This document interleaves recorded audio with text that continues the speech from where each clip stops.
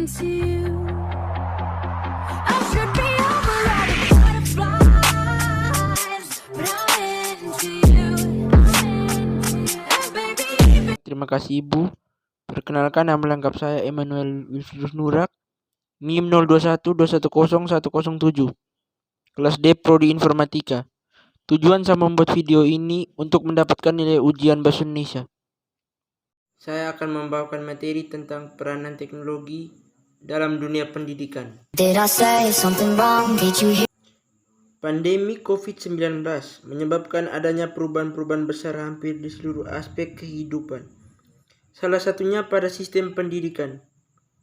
Perubahan sistem pendidikan menyebabkan para siswa menjadi sulit untuk menerima materi, terlebih para siswa di jenjang sekolah dasar dan taman kanak-kanak.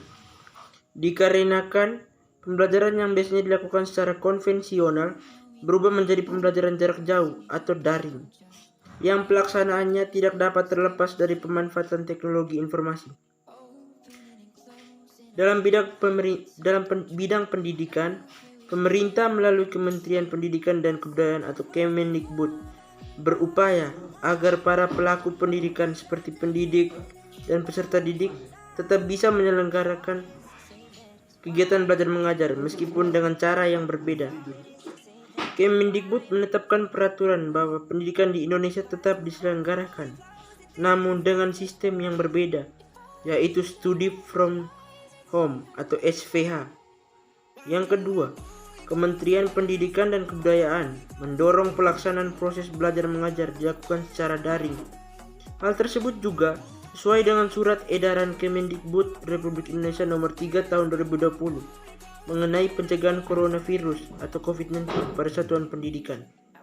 Dalam pelaksanaannya itu, pembelajaran daring tentunya tidak dapat terlepas dari peranan teknologi. Teknologi dapat mempermudah segala kebutuhan dalam proses belajar. Seiring dengan perkembangan teknologi yang semakin berkembang saat ini, banyak platform yang dapat membantu pelaksanaan pembelajaran daring. Contoh kecilnya seperti e-learning, Google Classroom, Edmodo Model, Rumah Belajar dan bahkan platform serta aplikasi-aplikasi lain. Kata lain, teknologi berperan sebagai media interaksi serta transfer informasi terkait pembelajaran dalam pelaksanaan pembelajaran daring. Sampai saat ini memberikan warna dalam proses pembelajaran. Di antara dampak teknologi pendidikan di masa pandemi itu, pertama, terciptanya berbagai platform pembelajaran.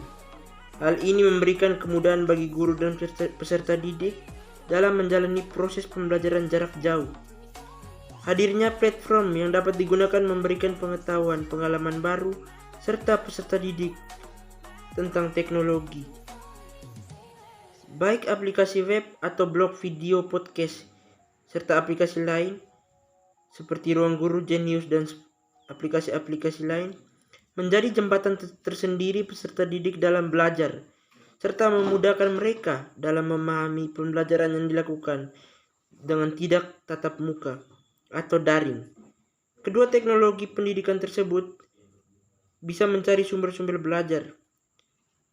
Melihat dari media pembelajaran yang digunakan saat pandemi ini, peserta didik lebih leluasa mencari sumber belajar menggunakan jaringan internet dan media yang telah tersedia.